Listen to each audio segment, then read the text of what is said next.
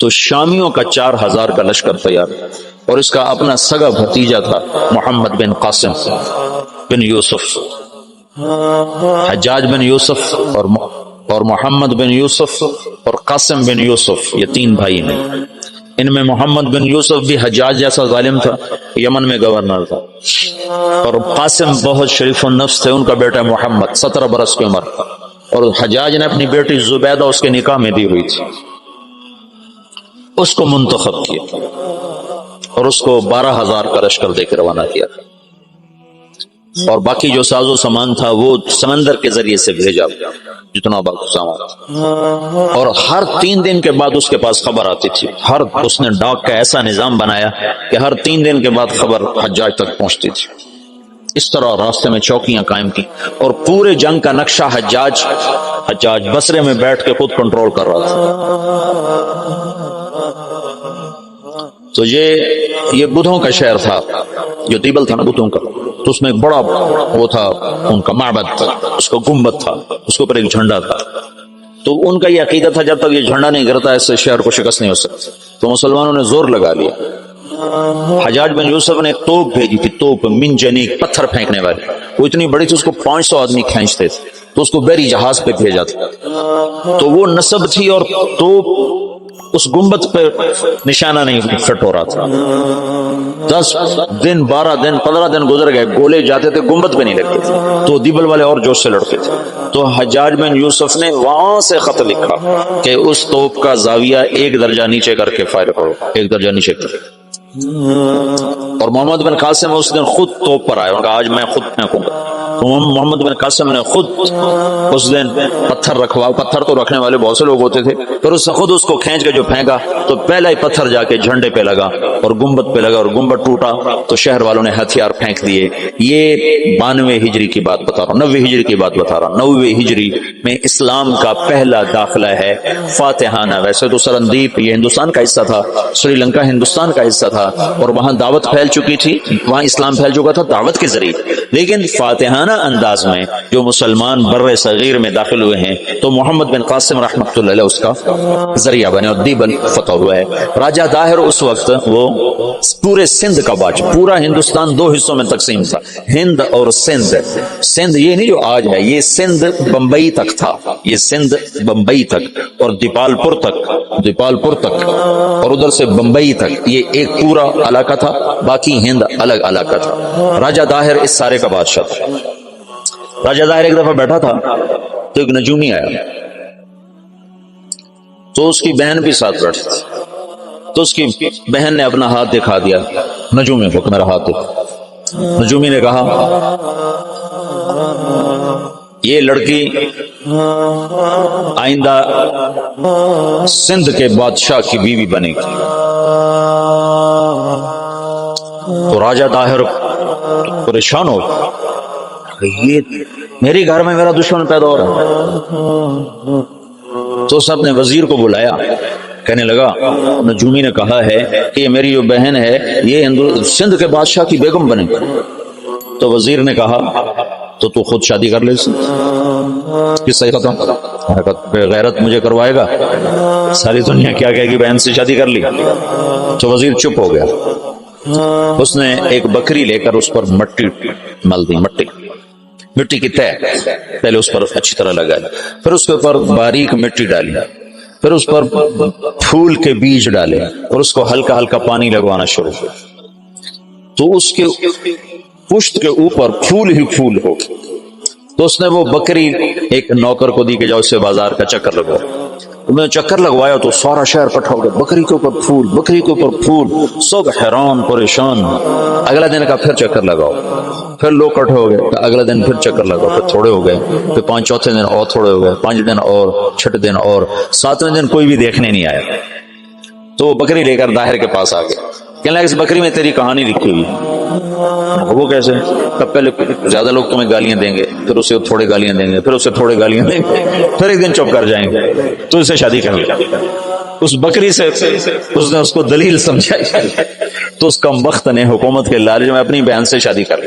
حالانکہ ہندو بھی بڑے غیور، بڑے غیرت والے، یہ راجپوتوں کی تاریخ ہے، بہت غیور لوگ ہوتے تھے۔ یہ تو آپس کی لڑائیوں کی وجہ سے بے وقوفی کی حد تک آپس میں لڑتے تھے، تو غیروں کو ان پر چھا جانے کا موقع اس وجہ سے ملتا تھا، تو وہ اس نے اپنی بہن سے شادی کر لی۔ جب محمد بن قاسم حملہ آور ہوا تو راجہ داہر سندھ، بمبئی، دیوالپور تک کا حکمران تھا، تو روہڑی کے قریب ان دونوں لشکروں کی پھر جنگ ہوئی۔ تو اس سے پہلے محمد بن قاسم نے لکھا حجاج بن یوسف کو کہ سارا سندھ اکٹھا ہو چکا ہے اور میرے ساتھ صرف 12,000، تو اپنی مدد کے لیے لشکر بھیجو۔ تو فاسق اور صفاق کا خط سن، حجاج کا خط ہے، یہ ابھی دریائے سندھ کے پار تھے، ادھر راجہ داہر کا لشکر، ادھر محمد بن قاسم کا لشکر۔ تو حجاج کا خط آیا کہ اللہ کے رسول کا فرمان ہے 12,000 کو کمی کی وجہ سے شکست نہیں ہو سکتی، اور تم 12,000 ہو، لہذا تمہیں اس وجہ سے شکست نہیں ہو سکتی کہ تم تھوڑے۔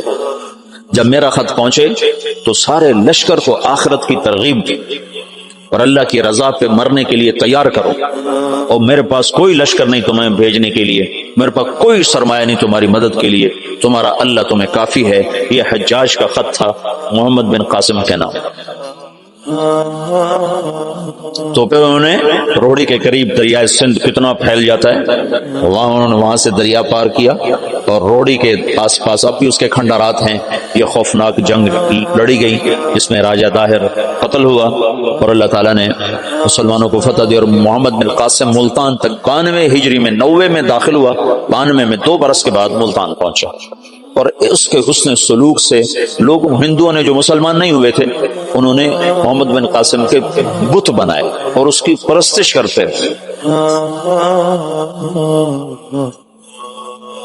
یہ اس طرف سے 92 ہجری میں اسلام داخل ہوا ہے۔ پھر اس کے بعد ہندوستان کے پوری جو تاریخ بدلی ہے کہ مسلمانوں کے ہاتھ میں اقتدار، وہ 5ویں صدی میں جا کر جب محمود غزنوی نے ہندوستان پہ حملہ کیا اور 17 حملے کیے، 17 کے 17 میں وہ کامیاب ہوا، اور 33 برس حکومت کی۔ دنیا میں 4 بڑے فاتح ہیں، پہلے بھی تو میں بتاتا رہتا ہوں، مطلب اپنی میری جستجو سے کوئی میں نے کسی محقق کتاب میں نہیں پڑھا، لیکن یہ بات تو خیر سارے مورخ مانتے ہیں کہ سب سے بڑا فاتح چنگیز خان، اور دوسرے نمبر پر محمود غزنوی۔ آگے 2 میں نے خود لگائے ہیں، تیسرے نمبر پر سکندر یونانی ہے، اور چوتھے نمبر پر تیمور لنگڑا ہے۔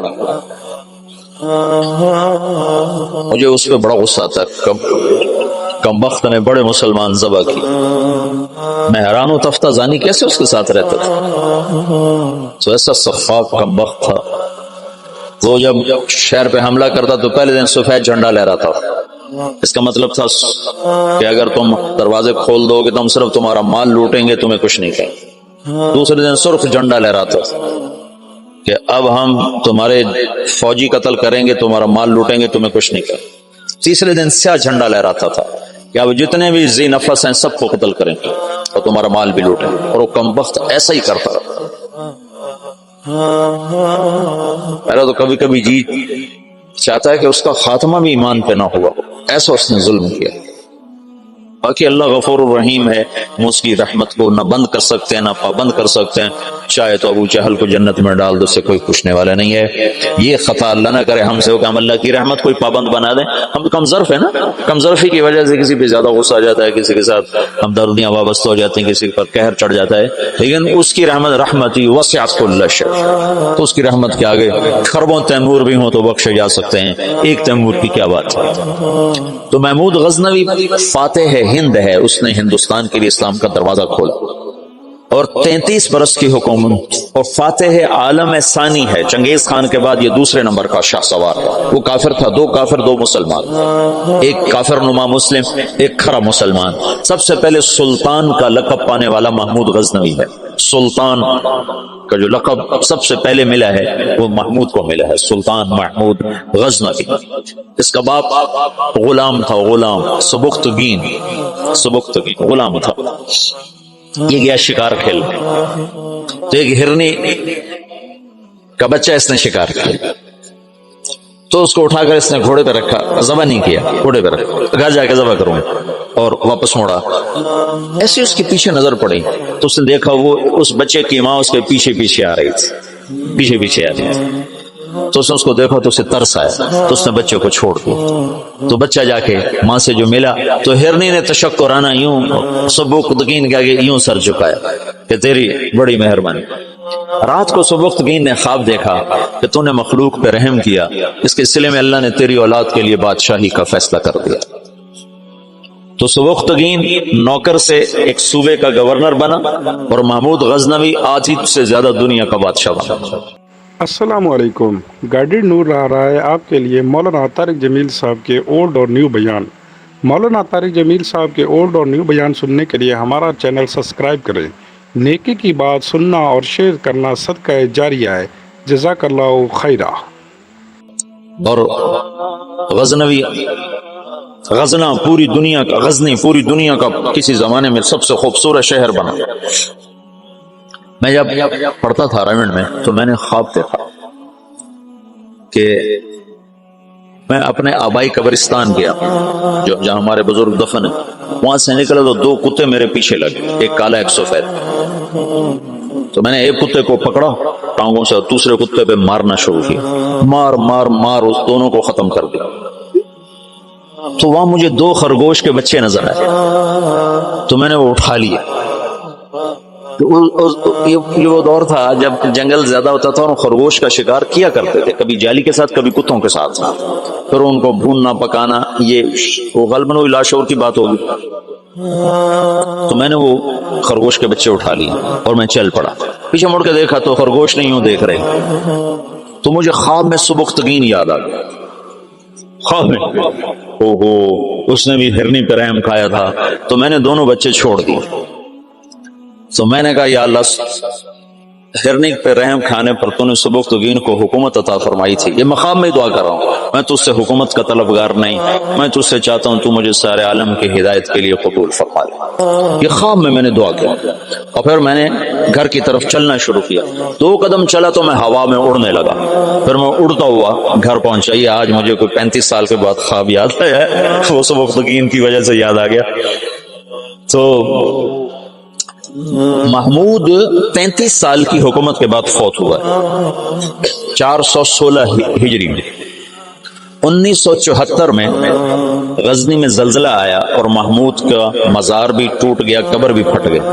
ظاہر شاہ کا مرحوم کا زمانہ تھا تو اس نے قبر کو دوبارہ اور گنبد کو مزار کو دوبارہ بنوانے کا حکم دیا. تو انہیں ساری قبر کھول دی. ساری قبر کھودی تو اندر کچھ بھی نہیں تھا. تو ان کو جستجو ہوئی تو انہوں نے تھوڑا سا اور کھدائی کی تو پھر نیچے سے ایک اور وہ لحد نکل آئی. لحد, وہ جو اس لحد میں اس کا تابوت پڑا ہوا تھا, لکڑی کا تابوت صحیح سلامت جیسے کوئی ابھی رکھ کر گیا. اور اس کو اس وقت قبر میں گئے ہوئے 1000 برس ہو چکے ہیں. 1000 برس. وہ لکڑی سلامت ہے تو ان کو جستجو ہوئی, جب لکڑی سلامت ہے تو اندر پتہ نہیں کیا ہوگا. تو ایک فرانسیسی انجینئر تھا, وہ کھول رہا, تو اس نے پیچ کھول کے جب ڈھکن اٹھایا تو بے ہوش ہو کے پیچھے گرا. کیوں گرا؟ تو پیچھے جو مسلمان تھے انہوں نے آگے دیکھا تو محمود اپنے تابوت میں ایسے پڑا تھا جیسے ابھی سویا ہو, اور اس کا سیدھا ہاتھ سینے پر تھا یہاں, اور اس کا کفن یہاں تک ہٹا ہوا تھا. آدھا سینہ اس کا ننگا تھا اور سینے پر ہاتھ تھا, اور ایسے سویا تھا جیسے ابھی کوئی اس کو سلا کر گیا. تو انہیں ہاتھ کو اٹھا کر دیکھا تو نرم گداز. تو پھر اس کو رکھا, بند کیا, وہاں دوبارہ اس کو دفن کیا. میرے محبوب صلی اللہ علیہ وسلم ایسی زندگی لائے ہیں کہ مسجد کا امام نہیں, 3 بر اعظم کا بادشاہ بھی مرنے کے بعد ایسے اعزاز پا سکتا. شہید بھی نہیں ہے, تبھی موت مرا ہے. ٹی بی میں ٹی بی ہو گئی تھی, تب تک ٹی بی سے مرا تھا. اور قبر اس پر ایسے فدا ہے کہ اس کے بال کو بھی نہیں اکھیڑا. ایسی زندگی اسلام ہمیں دیتا ہے کہ مر کے بھی زندہ رہ جاؤ.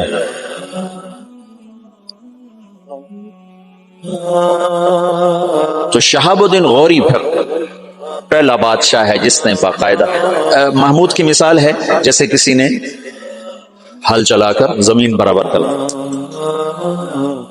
اس کے پاس ایک شخص آیا کہ حضرت کا سلطان میں بہت مظلوم ہوں.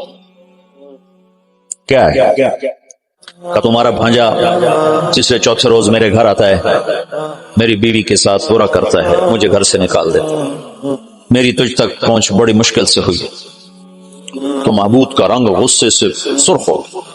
اس نے کہا آئندہ جب ایسا واقعہ ہو فوراً میرے پاس آ، اور درباریوں سے کہا یہ شخص جب پہنچے، میں سو بھی رہا ہوں تو مجھے اٹھایا جائے۔ تیسری رات وہ آیا، تیسری رات بھاگتا ہوا، تو سلطان اس کے ساتھ اٹھا اور اس کے گھر پہنچا، اور اندر جاتے اس نے پہلے چراغ بجھایا، پھر ایک وار کر کے اس کا سر اتارا، پھر ساتھ ہی وہ زمین پہ گر گر کے کہنے لگا ویحک اسقِ، تیرا بھلا ہو جلدی سے پانی لا۔ تو بھاگ کے گیا، پانی لایا، پانی پہ کہنے لگا چراغ جلاؤ، تو چراغ جلایا تو مقتول کو دیکھ کر اس نے کہا الحمدللہ۔ تو اس نے پوچھا سلطان یہ کیسے ہوا؟ میں کچھ باتیں سمجھنا چاہتا ہوں۔ تم نے چراغ آتے ہی بجھایا،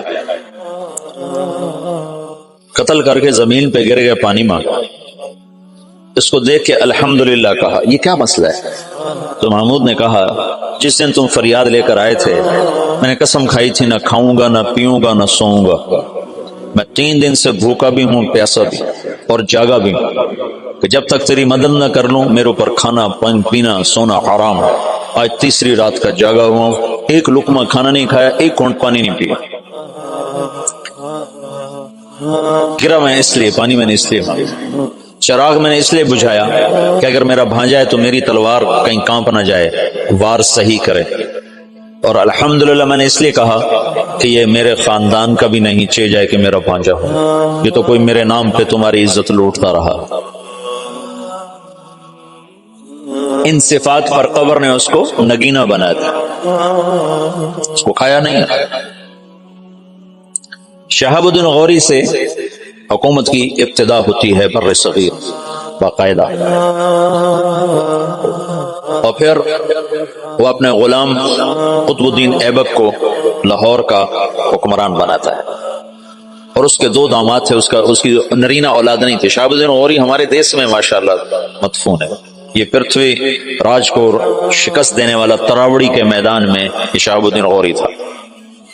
پہلی جنگ میں سے شکست ہوئی، تیاری کر کے نہیں آیا تھا، تراوڑی کی پہلی جنگ میں 12,000 کا لشکر تھا، اور واپس جا رہا تھا کہ پتہ چلا پرتھوی راج چڑھایا، تو سب سرداروں نے کہا واپس چلیں، ہماری تیاری نہیں۔ انہوں نے کہا موت سے گھبرا کے جانا مسلمان کا شیوا، لڑ گیا تھا، اس میں پھر شکست کھائی، پھر یہ واپس نہیں ہو رہا تھا، یہ لڑتے لڑتے اپنے گھوڑے سے گرا، تو پیچھے سے ایک ترک سردار نے چھلانگ لگائی اور اس کو ایک ہاتھ سے سنبھالا، اور اس کے گھوڑے کو دوسرے ہاتھ سے سنبھالا، اور لشکر سے اس کو نکال کے باہر لے گیا، تب جا کے اس کی جان بچی۔ پھر دوسری جنگ میں وہ 1 سال تک بستر پہ نہیں سویا، بیوی کے پاس نہیں گیا، پورا سال اس نے تیاری کی، اور پھر تراوڑی کے میدان میں اس نے پرتھوی راج راجپوت چوہان، یعنی وہ ہمارا بڑا وہی تھا، کم وقت ہمیں تو اللہ نے ہدایت دے دی کوئی 15-20 نسل پہلے ہم مسلمان ہو گئے، لیکن ہمارا قبیلہ وہی ہے راجپوت چوہان، پرتھوی راج کی نسل۔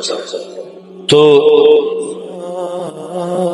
اس کے 2 داماد تھے، ایک شمس الدین، ایک ناصر الدین۔ ناصر الدین کو اس نے ملتان کی حکومت دی، شمس الدین کو پھر اس نے دلی کی، اور قطب الدین ایبک کو لاہور کی۔ اس میں شمس الدین پھر بہت عالم نکلا، قطب الدین ایبک بہت سمجھدار تھا، لیکن 4 سال کی حکومت کرنے کے بعد اس کا انتقال ہو گیا۔ وہ یہ پولو کھیلتا تھا، پولو، یہ گھوڑے کا، تو گھوڑے سے گرا اور مر گیا۔ انارکلی کے پچھلی طرف اس کا مزار ہوتا تھا، انارکلی جانا ہوتا تھا، 60 کی دہائی میں پڑھتا تھا، تو سارے محلے کا کوڑا کرکٹ اس کی قبر پہ پڑا ہوتا تھا اور عبرت کا نشان ہوتا تھا۔ پھر ضیاء الحق مرحوم نے یہ نیکی کا کام کیا، اس نے وہ سارا محلہ صاف کروا کے چاروں طرف کے مکان خرید کر اس کی قبر پر ایک بڑا خوبصورت اس نے مزار بھی بنایا، ساتھ آنے جانے کی جگہ بھی بنائی۔ تو اس طرح یہاں اسلامی سلطنت کی بنیاد ہے۔ التمش نے 5 دفعہ چنگیزیوں کو شکست دی، 5 دفعہ، اور ان کے چنے چبوا دیے۔ پھر صلاح الدین خلجی نے، تو خاندان غلامہ ختم ہوا، خاندان غلامہ کے بعد سادات آئے، خاندان غلامہ کے دور میں تیمور کا حملہ ہوا، پھر وہ جاتے ہوئے سادات کو حکمران بنا دیا، ان سے پٹھانوں نے حکومت حاصل، ان سے مغلوں نے حکومت حاصل۔ ابراہیم لودھی کو شکست دی بابر نے پانی پت کے میدان۔ بابر بڑا دلیر آدمی تھا، بڑا عجب بادشاہ گزرا ہے، تھوڑی عمر میں مر گیا، 42 سال کی عمر میں مر گیا، پر اس کی عجب زندگی۔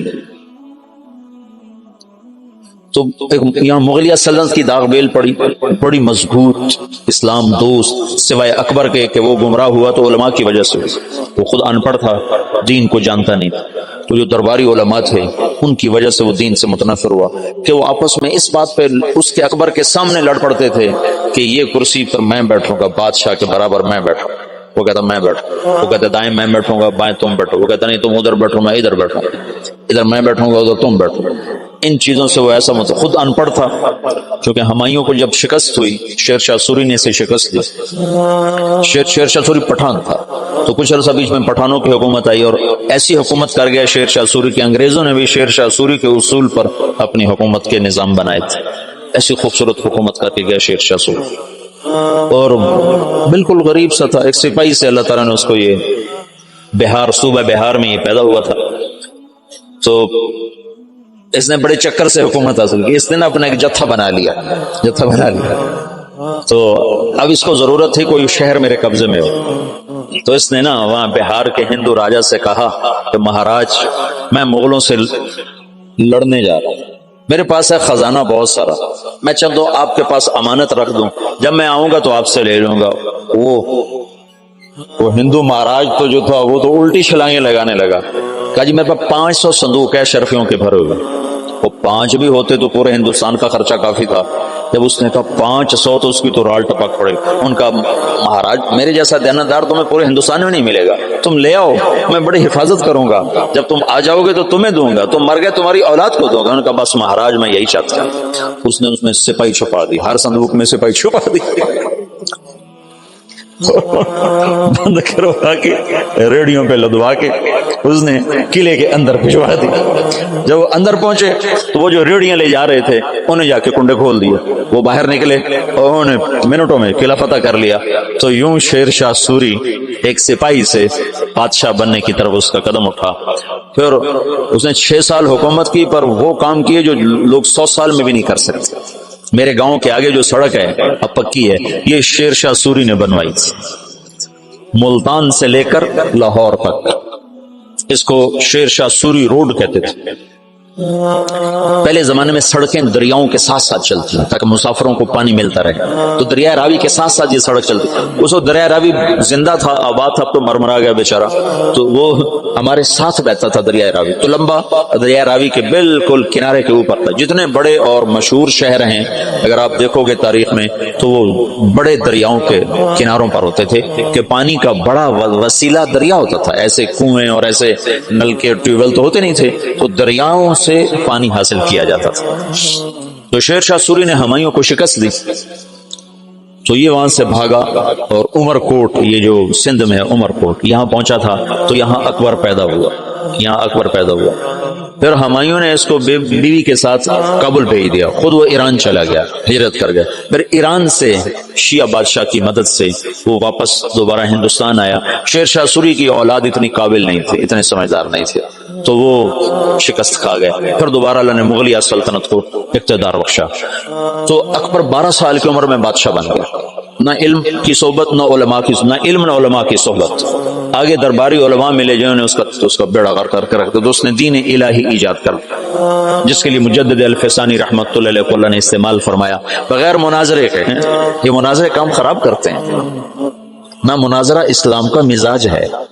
مولانا محمد قاسم نانوتوی رحمۃ اللہ علیہ ہمارے سب کے بڑے ہیں جنہوں نے دیوبند کی بنیاد رکھی، وہ مناظرے سے نفرت فرماتے تھے، کبھی کسی سے مناظرہ نہیں کیا، کبھی کسی سے، صرف بہت اصرار پر ایک دفعہ ایک تحریر شیعہ کے خلاف لکھی، بس جس پر مسلمان کا نام آتا تھا اس سے مناظرہ نہیں کرتے تھے، حالانکہ وہ ایسے مناظر تھے کہ وہ آریاؤں سے اور عیسائیوں سے، غیر مسلموں سے بادشاہ تھے مناظر۔ رحمت اللہ کرانوی صاحب رحمت اللہ علیہ، مولانا رحمت اللہ کرانوی، اگر یہ لوگ نہ ہوتے تو بر صغیر اندلس ہوتا، اسپین ہوتا، یہ تو لوگ آ گئے تھے۔ مجھے کل پرسوں تمہارے استاد شیخ رمضی نے بتایا کہ بور عقیبہ نے زیتونیہ مدرسہ کیسے بند کیا۔ اگر اللہ علماء دیوبند کو جزائے خیر دے جو چٹائی پہ راضی ہو اور چوپڑی روٹی کے دھوکے میں نہیں آئے۔ حبیب بور عقیبہ نے علماء کو چوپڑی روٹی کھلا دی اور پیسے پہ ان کو کھینچ لیا. جب وہ کھینچے تو پھر ہر کو سب کچھ چلا گیا. اور یہاں کے علماء بکے نہیں، تھوکے پیٹ پہ پتھر باندھ کے. حضرت نوتوی کو نا والی دکن حیدرآباد نے خط لکھا کہ حضرت آپ میرے پاس تشریف لائیں، میں آپ کو 500 روپے مہینہ تنخواہ دوں گا. 500 روپے مہینہ 50 لاکھ روپیہ مہینہ ہے آج کا، 50 لاکھ روپیہ مہینہ. تو حضرت نانوتوی نے خط لکھا کہ میں دیوبند میں پڑھاتا ہوں، میری 5 روپے تنخواہ ہے، 2 روپے میں مدرسے میں چندہ دے دیتا ہوں، تو 2 روپے میں میرے میاں بیوی کا بخوبی گزارا ہو جاتا ہے، اور 5واں روپیہ مجھے سارے مہینے پریشان کرتا ہے کہ اس کا کیا کروں. تو 500 کو لے کے کیا کروں گا، 500 کو لے کے کیا کروں گا. تو یہاں علماء کی ایک کھیپ ایسی آئی جو بکے نہیں.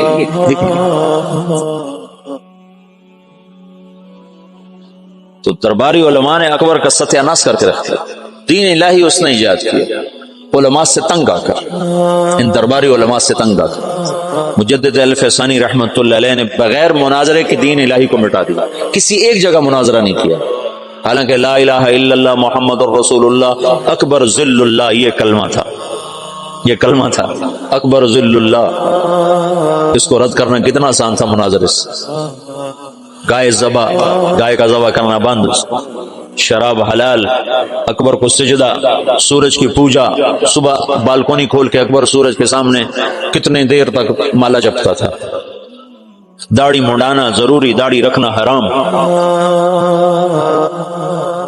سارے حرام کام فیضی اور ابو الفضل کم بختوں. فیضی کیسا عالم تھا جس نے قرآن کی تفسیر لکھی بغیر نقطے کے، الفاظ محملہ کہتے ہیں جن پر نقطہ نہیں، الفاظ محملہ سے، یعنی الف سے، سین سے، صاد سے، ہا سے، را سے، دال سے، طا سے، لام سے، میم سے، یعنی 14 حرف رہ جاتے ہیں.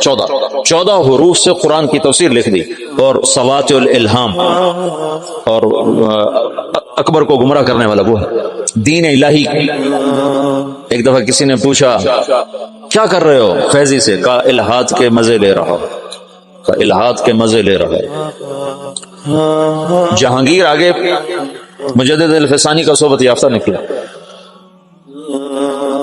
مثبت انداز سے جو کام ہوتا ہے وہی پائیدار ہوتا ہے. اتنا بڑا کام مولانا الیاس صاحب فرماتے تھے میرا کام مجدد الفسانی والا. میں نے مجدد الفسانی کو سامنے رکھا ہے کہ ان کا طرز یہ تھا کہ وہ مٹی ہوئی سنت کے مقابلے میں جو بدعت ہوتی تھی اس کی تردید نہیں فرماتے تھے مجدد الفسانی، بلکہ مٹی ہوئی سنت کے فضائل بیان اتنا فرماتے تھے کہ سنت چھا جاتی تھی، بدعت مٹ جاتی تھی. روشنی آئی اور اندھیرا چلا گیا. یہ تھا. اندھیرے کے جانے کے لیے کوئی حجت اور دلیل تو نہیں ہوتی، سورج کے آنے کی دیر ہوتی ہے اندھیرا چلا جاتا. پھر کہنا تو نہیں پڑتا اندھیرے صاحب منٹور پاؤ سورج آ گیا، تو خود ہی چلا جاتا. بغیر مناظرے کے دین الہی کو مٹا دیا. ابو الفضل زندہ کی کھال کھچوا دی تھی شیخو پورے میں. یہ جو شیخو پورہ ہے نا یہ جہانگیر کے نام پر ہے. جہانگیر بڑی منتوں سے ملا تھا. ابو یہ اکبر کی اولاد نہیں ہوتی تھی. ایسے میرا پنڈورا باکس کھل جاتا ہے تو کہاں کی کہانیاں اکٹھی ہو جاتی ہیں، تو پھر مجھے خود یاد نہیں رہتا میں کیا کہہ رہا تھا اور کدھر چلا گیا. تو بڑی دعاؤں کے بعد جہانگیر ملا تھا. پیدل گیا تھا اجمیر تک دعا مانگنے، اجمیر تک پیدل گیا تھا دعا مانگنے کہ اللہ تعالیٰ مجھے بچہ عطا فرما. تو اللہ نے جہانگیر دیا. اس کی نخلیت جہانگیر بہت نیک متقی بادشاہ. اس پر ایسے ہی بہت زیادہ افطراء ہیں، بہتان ہیں، بہت سارے. کچھ کمیاں تھی بھی سی بادشاہوں میں ہوتی ہیں، لیکن اس کا یہی بہت بڑا احسان ہے کہ اس نے دین الہی کو ختم کیا. تو یہ شیخو پورہ جہانگیر نے آباد کیا تھا. اکبر اپنے بیٹے جہانگیر کو شیخو کہا کرتا تھا پیار سے، شیخو بابا، شیخو بابا. ویسے نام اس کا سلیم تھا، جہانگیر اس کا لقب تھا، اور شیخو اس کا ابا اسے کہا کرتا تھا، شیخو بابا. تو اس نے یہ ہرن مینار بھی جو بنایا ہے اس کا ایک ہرن تھا جہانگیر کا، اسے بہت پیار کرتا تھا، وہ مر گیا، اس کے غم میں اس نے ہرن مینار بنایا. تو یہاں شیخو پورہ میں اب اس نے باپ کے خلاف بغاوت کی تھی اکبر کے بیچ میں. تو ابو الفضل اس نے بھیجا تھا سفیر بنا کے، میرے بچے سے بات کیا چاہتا ہے، حکومت تو تیری ہے، تو میرے خلاف کیوں آتا ہے؟ تو اس نے جب ابو الفضل آیا تو اس نے زندہ کی کھال اتروائی، کہا تو ہے میرے باپ کو گمراہ کرنے والا، زندہ کی کھال اتروائی تھی اس نے۔ اکبر نے کہا شیخو بابا میں تو ذبح شدہ بکری کی کھال نہیں اترتے دیکھ سکتا، تو نے میرے یار کی کھال ہی زندہ اتار۔ کہا بابا یہ تیرا یار نہیں، یہ تیرا سب سے بڑا دشمن، جس نے تجھے دین اسلام سے برگشتہ کر دیا۔ چنانچہ آخری 5 سال میں اکبر طائب ہو گیا تھا، اور تو اس کے جہانگیری جو جہانگیر کی سوانح ہے اس میں جہانگیر نے لکھا ہے کہ آخری وقت میں بابا نے صدر جہاں کو بلوایا جو مفتی دلی تھے، اور ان سے فرمایا کہ میرے سرانے بیٹھ جاؤ، سورہ یاسین پڑھ۔ تو صدر جہاں نے سورہ یاسین پڑھنی شروع کی، اور میرے باپ نے سننا شروع کیا، پھر آہستہ سے کلمہ پڑھا اور روح پرواز کر گئی۔ تو مجدد الفسانی رحمت اللہ علیہ نے بغیر مناظرے کے اتنے بڑے فتنے کو دبا دیا۔ یہ آج کل کے بیچارے کیا مناظروں کے ذریعے سے فتنوں کو دبا سکتے ہو، تو فتنوں کو ہوا دینے والی چیز ہے۔ سنو، اعتراض کا جواب نہیں ہوتا، سوال کا جواب ہوتا ہے، سن رہے ہو؟ اعتراض کا جواب نہیں ہے۔ انتم خیر ام عبد اللہ، عتبہ بن ربیعہ کہہ رہا ہے انا اعلمکم بالشعر والسحر والکہانہ، مجھے بھیجو میں محمد سے بات کرتا ہوں، تو جاؤ بات کرو۔ تو وہ آ کر کہتا ہے یا محمد انت خیر ام عبد اللہ، تو اللہ کے نبی چپ۔ انت خیر ام عبد المطلب، اللہ کے نبی چپ۔ کہ آنے والا سائل نہیں ہے، آنے والا معترض ہے، معترض کا جواب نہیں ہوتا۔ اعتراض کا جواب دیں گے وہ کوئی اور ڈال دیں گے، پھر آپ اس کا جواب وہ کوئی اور ڈال دیں گے۔ یہ تو کہانی ایسے دیکھتے نا، جواب در جواب در جواب در جواب، اس کی کوئی انتہا ہے؟ میری بات سنو، اعتراض کا جواب نہیں ہوتا، سوال کا جواب ہوتا ہے، اشکال کا۔ یہ بات میں نے مولانا سعید خان صاحب رحمۃ اللہ علیہ سے بارہا سنی، پھر اس کو سیرت سے پرکھا۔ انتم خیر ام عبد اللہ، ابھی یہ ایک ہی حدیث میرے سامنے آئی اور لگے چپ۔ انتم خیر ام عبد المطلب، چپ چپ۔ کہ رتبہ سائل بن کر نہیں آیا ہے، معترض بن کر آیا ہے، اس کو جواب نہیں دیا جا سکتا۔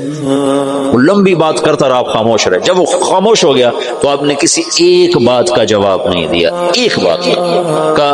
عتبہ میرے پاس جو ہے وہ میں تمہیں سنا دیتا ہوں، حامیم والکتاب المبین انا انزلناہ، کیا ہے؟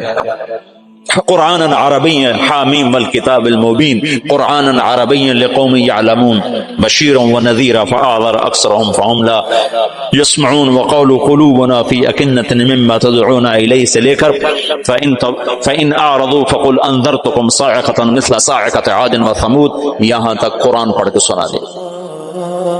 انا انزلناہ قرآنا عربیا لقوم یعلمون بشیرا ونذیرا فاعذر اکثرهم فهم لا یسمعون، اس کو پڑھتے چلے جائے۔ یہ سارا قرآن سنا، ایک بات کا جواب نہیں دیا، ایک بات کا۔ تمہیں جوش اٹھتا ہوگا کہ ہم جواب دیں گے، ہم جواب دیں گے، اور بات، اس لیے کہ اگلا سائل ہی نہیں ہے، اگلا تو معترض۔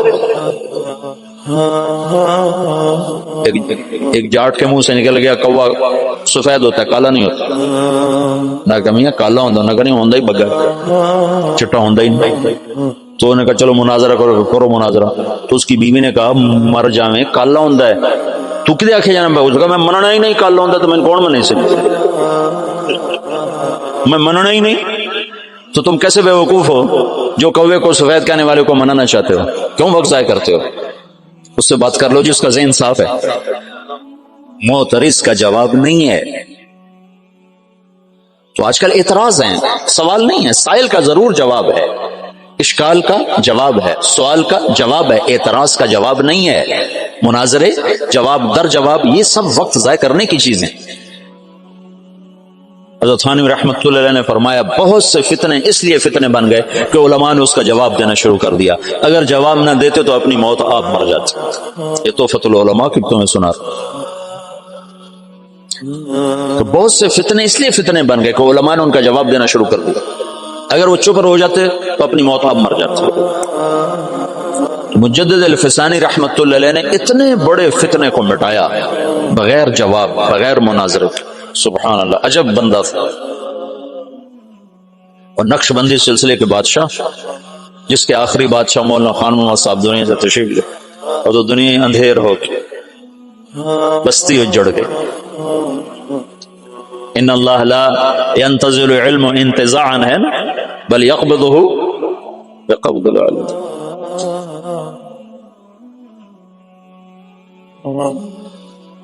زمانہ خالی ہو گیا.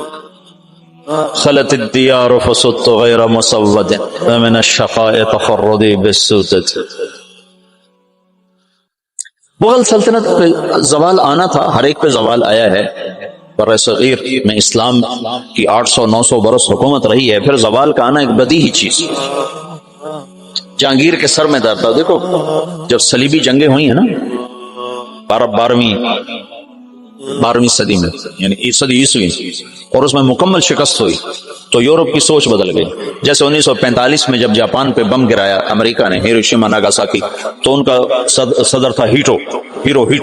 اس نے کہا اب ہم ان سے علم کے میدان میں جنگ لڑیں گے، ہم ہتھیار کی جنگ ہار گئے. تو اس نے اپنی نسل کو اٹھا کے یورپ بھیجا، امریکہ بھیجا، انہیں اعلیٰ تعلیم دلوائی، پھر ان کے ذریعے سے ساری ٹیکنالوجی کا جاپانی زبان میں ترجمہ کروایا، پھر اس پہ لگایا. آج وہ اتنا بڑا عفریت بنا ہے کہ امریکہ اس کے سامنے بلی کی طرح بن چکا ہے. تو مغرب نے سوچا کہ ہم ان کو میدان میں شکست نہیں دے سکتے، تو انہیں اپنے علم کو اپنا میدان بنایا. جہانگیر کے سر میں درد ہے، آرام نہیں آ رہا.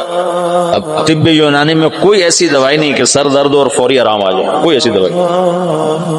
تو انگریز جو تھے وہ انہوں نے کالونیاں بنا لی تھی تھوڑی تھوڑی تجارت کے لیے. تو ان کے خواب و خیال میں بھی نہیں تھا کہ مغل سلطنت سے ہم ٹکر لینے والے ہیں. تو ایک انگریز ڈاکٹر تھا، اس نے اس کو گولی پیش کی کہ جناب آپ یہ کھائیں. 15 منٹ کے بعد جہانگیر کا درد دور ہو. اب تم کیا بلا کھلائی ہے مجھے؟ وہ سر درد کا مانگ کیا مانگتا ہے؟ تو کم وقت ایسے سیانے تھے، اپنے لیے کچھ نہیں مانگا کہ میری قوم کو تجارت کی باقاعدہ اجازت. انہوں نے کہا اجازت. شاہ جہان کے دور میں لوگوں نے بھانپا کہ یہ تو خطرناک لوگ ہیں، تو اس کو کہا کہ ان کو نکال دیا جائے. یہ کیا پدی کا شور، بھائی ہمارا کیا بگاڑ سکتا. اس کو یہ نہیں پتا تھا کہ آگے یہ پدا بن جائے گا. لیکن تو تاریخ ہے، زوال و عروج و زوال ساتھ ساتھ چلتے ہیں. تو اورنگزیب عالمگیر کے بعد ایک دم زوال ہے. میں نے یہ دیکھا ہے کہ جس بادشاہ نے لمبی حکومت کی اس کا اگلا وارث انتہائی نکما. سلیمان اعظم کہلاتا ہے. سلیمان اعظم جو سلاطین عثمان ہیں، یہ ترکی کے جو تغرل، میں نے تغرل کی کہانی سنائی تھی نا آپ کو، عثمان سے عثمانی. اس میں سلیمان کو کہتے ہیں سلیمان اعظم.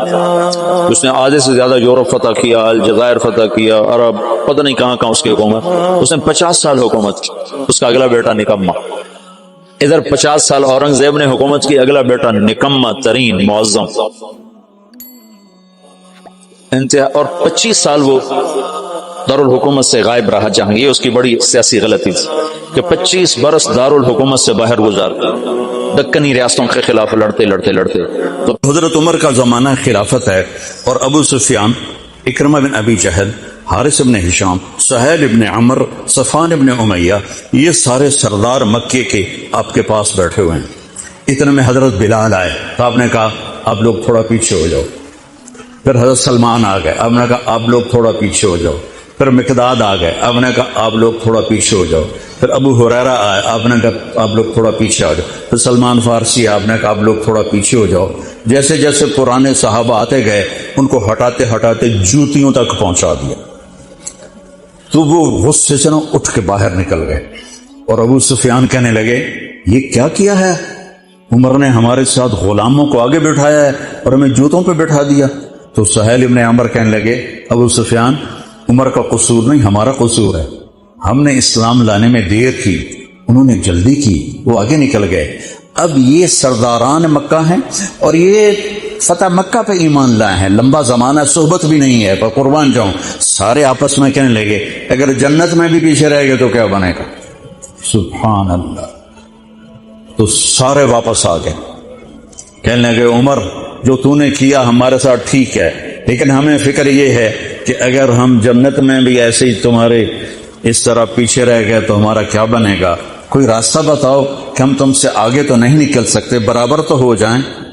افراد تیار کیے، افراد.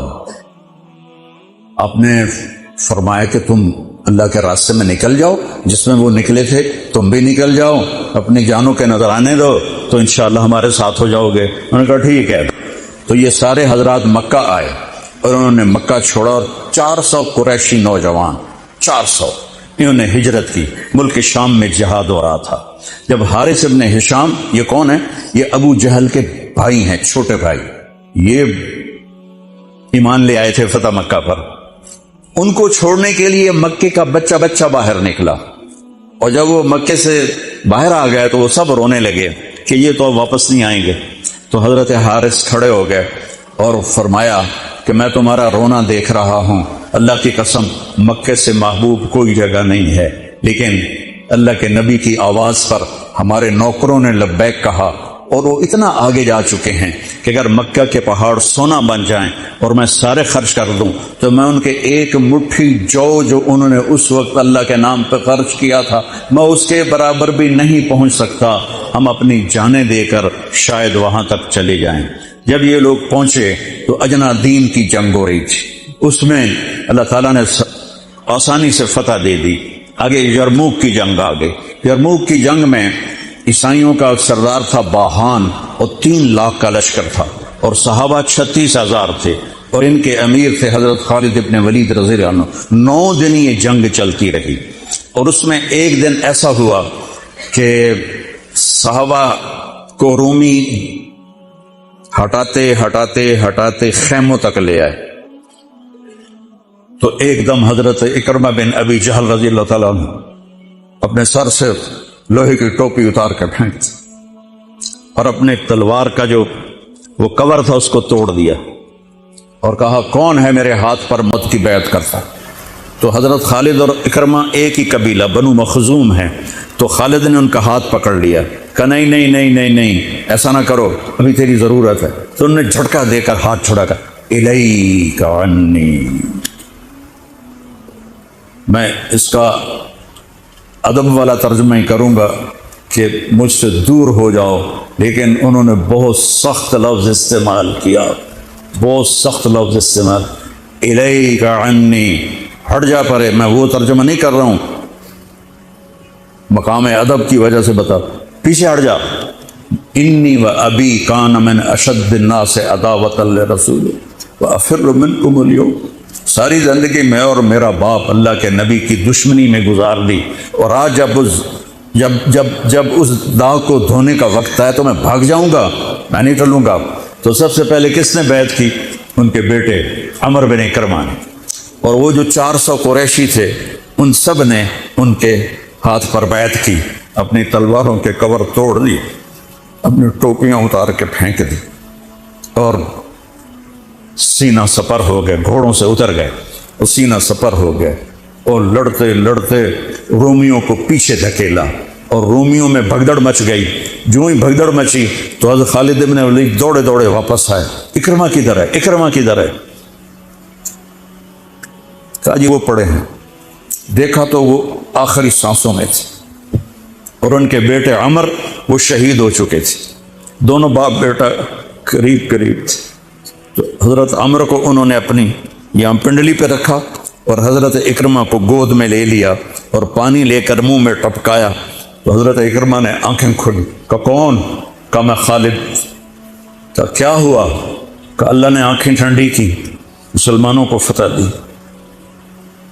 کہنے لگی عمر کو کہہ دینا جو تو نے کہا تھا وہ ہم نے کر دیا، اب آگے اللہ کی مرضی، جو تو نے کہا تھا وہ ہم نے کر دیا.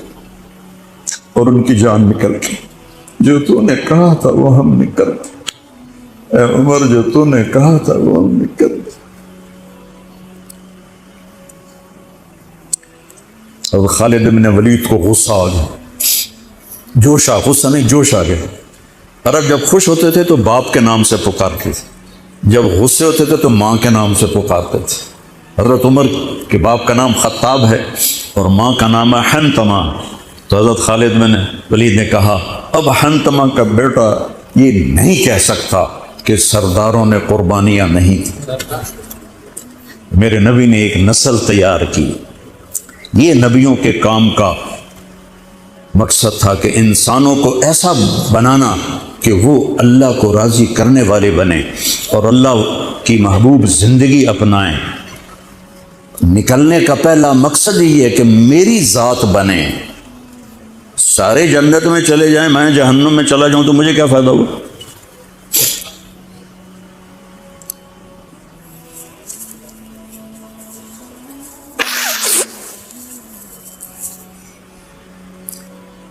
جنگ جاری تھی تو اگلے دن باہان نے جبلہ بن اہم غسانی کو بلایا۔ عرب میں دو قبیلے بد نصیب نکلے جو ایمان نہ لا سکے، ایک بنو غسان، ایک بنو تغلب۔ یہ دونوں عیسائی رہے، ایمان نہیں لائے۔ بنو غسان اردن میں آج بھی آباد ہیں، وہاں بھی ایک شہر ہے کرک، وہاں ہماری جماعت گئی تھی، وہاں وہ کافی آباد ہیں۔ تو بہان نے اسے بلایا کہ تم ایسا کرو، تم آج اپنے عرب لشکر کو لے کر عرب لوہے کو کاٹے گا، ان پہ اٹیک کرو، پھر جب تم شکست دو گے پیچھے ہم آ جائیں گے۔ تو وہ 60,000 تھے عرب اس میں، اس کے غسانی اور باقی ملے ہوئے۔ تو یہ چونکہ آمنے سامنے لشکر تھے تو خالد بن ولید تک یہ خبر پہنچ گئی، ابو عبیدہ رضی اللہ تعالیٰ عنہ۔ ابو عبیدہ اس وقت امیر بن چکے تھے، حضرت خالد کو حضرت عمر نے ہٹا دیا تھا۔ تو حضرت خالد نے ابو عبیدہ سے کہا مجھے 30 آدمی دے دو، میں ان 60,000 کا مقابلہ کروں، تو ہی چناؤ کر لے، پھر کس کو لے جائے گا؟ تو انہوں نے کہا ابو عبیدہ میں ایسے لوگوں کو اس لشکر میں جانتا ہوں کہ جب وہ کسی بات کے لیے یوں ہاتھ اٹھاتے ہیں تو ان کے ہاتھ کبھی اللہ خالی نہیں لوٹاتے۔ ہاں، یہ نبی کی محنت۔ بڑے بڑے مرکز بنانا تو ضروریات میں سے ہے، کام میں سے نہیں، ضروریات ہے، کام کی ضروریات میں سے ہے۔ تو تو بلا جس کو بلانا ہے، تو پہلا نام لیا، این عمر التمیمی، این فضل بن عباس، این زبیر بن عوام، این رافع بن عمیرہ الطائی، این عبداللہ بن عمر، این عبد الرحمن بن ابی بکر، این ضرار بن الازور، این مقداد بن الاسود، این ابو ایوب الانصاری، این ہاشم المرقال۔ 60 آدمیوں کے نام بھی، ان میں 44 انصاری تھے اور 16 مہاجر تھے۔ تو ایک انصاری کہنے لگا ہمیں مرواتے ہو، اپنوں کو بچاتے ہو؟ تو خالد کہنے لگے اللہ کی قسم ہرگز نہیں، میں نے یہ دیکھا نبی کریم کے ساتھ کہ مشکل وقت میں انصار کو آگے کرتے تھے، تو آج اس مشکل گھڑی میں نے انہیں آگے کیا ہے، سب کو اکٹھا کیا اور فرمایا جاؤ آج رات تیاری کرو۔ کیا تیاری تھی؟ ساری رات یہ نفلوں میں اور رونے میں، نفلوں میں اور رونے میں۔ جب صبح ہوئی تو سب سے پہلے خالد بن ولید زرہ پہن کر باہر نکلے، تو انہوں نے دیکھا حضرت زبیر ابن عوام کو، ان کی بیوی حضرت اسما ابو بکر کی بیٹی، انہوں نے اب گھوڑے کی لگام اپنے خامند کی پکڑی ہوئی۔ کیا عورتیں تھیں اور کیا مرد تھے، گھوڑے کی لگام پکڑے ہوئے لائیں اور زبیر کو لا کر حضرت خالد کے برابر کھڑا کر دیا۔ زرار ابن ازور جو تھے وہ جب لڑتے تھے تو ننگے بدن لڑتے تھے، صرف تہمد ہوتا تھا اور کرتا بھی نہیں، بنیان بھی نہیں اور زرہ بھی نہیں۔ کہتے میں تو شہادت کے لیے نکلتا ہوں، میں کیوں زرہ پہنوں، مجھے تو شہادت چاہیے۔ اور نیزے سے لڑتے تھے، تلوار سے نہیں۔ تو وہ اسی طرح آ گئے، نیزہ لیے اور ننگے بدن۔ آپ نے کہا واپس جاؤ، زرہ پہنو، تلوار لے کر آؤ، آج نیزہ کام نہیں آئے گا، آج تلوار کام آئے گی۔ اور یہ 60 آدمی، زمین آسمان نے آج تک ایسا منظر نہ دیکھا نہ دیکھے گی۔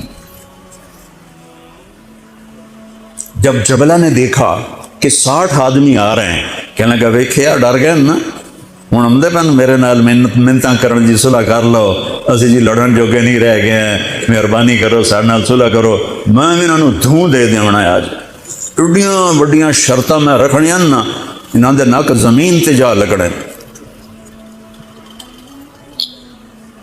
جب آمنے سامنے ہو گئے، آوازیں پہنچنے لگی تو جبلہ کہنے لگا آ گئے ہو صلح کے لیے؟ صلح؟ یہ کس نے کہا؟ ہم تو تمہارے سر کاٹنے آئے، ان کا تیرا دماغ ٹھیک ہے؟ تیری عقل سلامت ہے؟ تو تمہیں تم ویسے ہی اوپر سے گزر جائیں تو تم ختم ہو جاؤ گے۔ کہنے کا شکاری جب چڑیاں پکڑتا ہے تو ایک ہوتا ہے اور ہزاروں چڑیاں پکڑ لیتا ہے، تو ہمارے لیے چڑیوں کی طرح ہو، جس کو پکڑ لیں جس کو چھوڑ دیں۔ تو اس کو بڑا طیش آیا، کہنے لگا آخر میری رگوں میں بھی عرب کا خون ہے، میں نہیں چاہتا کہ تاریخ تانا دے کہ جبلہ نے 60,000 کے ساتھ 60 پہ حملہ کر دیا۔ ان کا میرا پتر آتا صحیح، پھر تینوں تو پتہ لگنا۔ تو اس کو غصہ چڑھا، اٹیک کرو۔ پہلا حملہ 60 پر، پیچھے 60,000، صف ٹوٹ نہیں سکی، صف نہیں توڑ سکے۔ پھر دوسرا حملہ ہوا، صف نہیں ٹوٹی۔ کیا لوگ تیار کیے میرے نبی نے۔ اصل تو انسان سازی ہے تبلیغ کا کام، نبیوں کا کام انسان سازی ہے۔ ایسا انسان بنے کہ اللہ تعالیٰ کی رحمت کی نظر اس پہ پڑتی رہے۔